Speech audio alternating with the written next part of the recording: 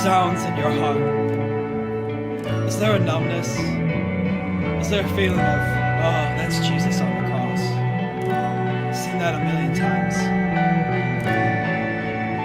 In my life, I looked at that familiar image as a relic of my teaching. It was simply a dusty fragment of Bible teaching from childhood, plagued with innocence and soft acceptance. That is the enemy's priority in his attack. Let us make them lose all responsiveness to the image of the cross. Let's use their ignorance against them. Let's create a numbing effect by exaggerating and repeating the image until it is as familiar as a cloud in the sky. Human nature is made to rebel against that which is force-fed.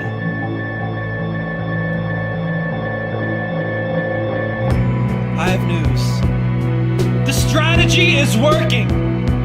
It is working in so very many of us. I spent my adolescence brushing the cross off time and time again. Every billboard, necklace, advertisement. The force-fed, numbing rebelliousness had taken shape, and I was blind to it. I had no idea until I read this verse for the first time. Matthew 26:36 through 46. Jesus went with his disciples to a place called Gethsemane, and he said to them, "Sit here while I go over there and pray." He then began to become sorrowful and troubled.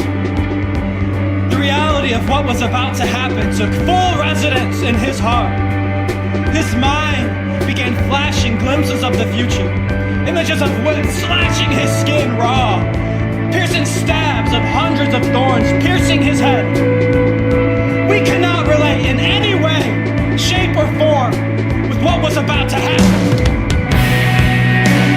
But I've experienced this before, says us. I felt the beginning stages of a painful medical problem. I felt the jarring anticipation of a car accident. No, you haven't. We have no clue of the enormity and unbearing trembling Jesus had to endure. Why, you say? Because he knew exactly what was coming. He is fully God and fully man. Imagine experiencing the most horrible pain and torture in your entire life. Now imagine it happening again, 6 hours from now. That is what Jesus went through. He knew every stabbing pain, every drop of spit shot in his face, every mocking hurl of insult, and the devastating pain of being cast out of his Father's sight for the first time in his existence.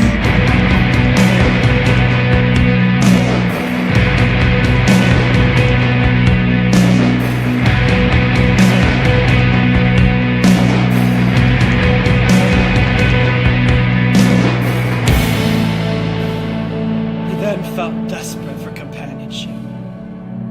He hated suffering this alone. He cried out to his disciples, "My soul is overwhelmed with sorrow to the point of death. Please just stay with me a little while." For the first time, it is I who needs your help. I need your company. Just provide me with any form of comfort. The God of the world was asking for encouragement from men. But they were not even glimpsing a fraction of what was on his heart. So he ran to the one thing who understood his pain, his loving Father. He collapsed to the ground and cried out to him, "Dad, please, if there is any way out of this, please spare me from this torture.